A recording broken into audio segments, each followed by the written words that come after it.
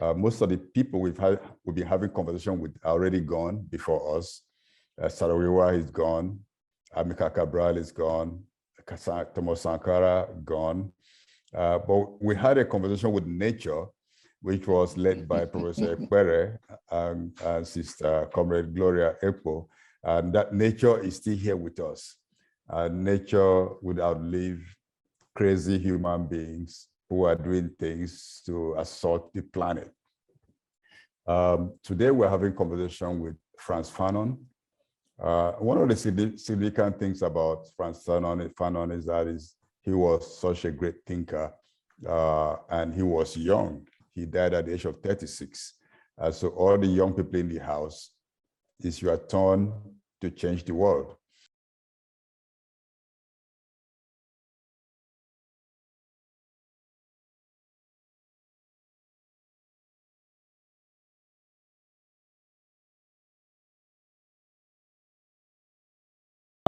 Frantz Fanon had a fairly middle-class background, but it was also that middle-class background that exposed him to knowledge. Was influenced by Marxism, but was first and foremost a humanist who was influenced by the conditions of the oppressed, and in fact, his proposition is that colonization and colonialism was a dehumanizing mission, in the sense that in order for people to be colonized, you first need to dehumanize them. You first need to make them less human in order to be able to justify why they needed to be colonized and guided. But it was not dehumanizing only just for the colonized. It was also dehumanizing for the colonizer. Fanon's notion of a national culture and the necessity for decolonized and those who are struggling against oppression to develop a national culture and a national consciousness was quite literally fluid and dialectical. Fanon did not have a notion. In fact, that was part of his disagreement with negritude. Fanon did not have the notion of culture that is static, or of a universal African culture prior to colonization. Fanon felt and wrote and posited that the colonized situation and the struggle of those who are colonized against the colonizers was creating a national culture.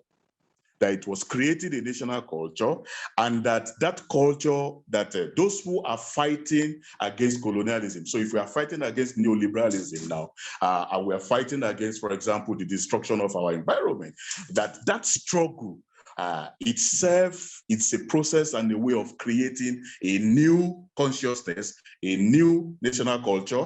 And he was saying that it is only within the context of developing that new national consciousness, that new national culture, that we can successfully develop a culture that is the antithesis, that is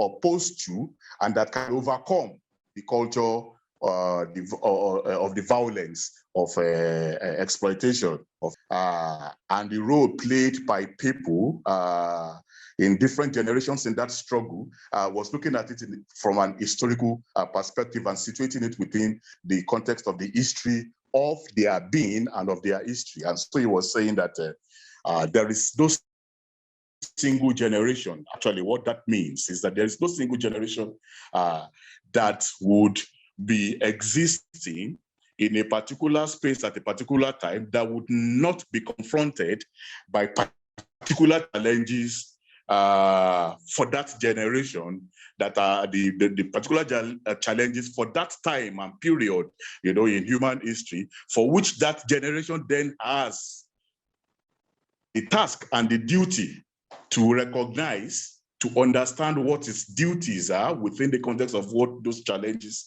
are and what they pose, the challenges that they pose, and to understand what the challenges, understand how to overcome them, and then make a decision. And now this is where political consciousness comes in. So make a decision whether to fulfill them or to betray them. I've said severally elsewhere that what it meant is that that we can see his choice from the way the sequencing of the words. He said, you discover it, then you decide whether to fulfill it or betray it. So we can see that he's saying that his preference is that you should fulfill, your mission, but not to betray it. But that you can also see a referencing of Marx in that quotation, the notion from Marx of a class in itself and a class for itself. You should expect that these challenges are going to be there, but that more importantly, we should begin to organize. Elsewhere, talking about reflecting on, for example, Occupy Nigeria, the Arab Spring, and then the NSAS Youth Rebellion of October. I've had cause to actually look at, to say to myself that we need to build movements and movements that embrace solidarity with other movements of struggle. And like Comrade Nibo said earlier, we can't wait until we have unity. In fact, the unity of struggles the unity of those who are struggling can only end when or can only be culminated when they are struggling together. So that, but that I found 6 things that are very essential. So for young persons now, is that we need to understand, if we can draw these lessons from our own experience, we need to understand that we need to seek out ourselves. Those who are having stirrings, having new ideas, such ideas, seek ourselves out, seek other groups that are already existing that have those ideas out, in order to make sure that 6 things, at least, you have 6 things. There has to be organization. Organization both as a structure and as a process. There has to be organization. There has to be mobilization. And or again, as a structure and as a process. And to mobilize, you need to organize. You need to have an organization in order for you to be able to mobilize in a cohesive manner. Then there has to be leadership. Leaders, and in this sense, leadership and the culture of leadership. And what this means is that there has to be, the organization and mobilization must be such that political education is happening in such a way, in such a manner, and at such a rate that every participant is undertaking is acquiring experience for leadership at different levels. Therefore, that every participant becomes a potential leader. And so you have a collective leadership, participatory and inclusive leadership, but there must be a leadership for direction and strategic purposes. There must be initiative. This is where your question comes in. Initiative is that the ability and the disposition to embark on a bold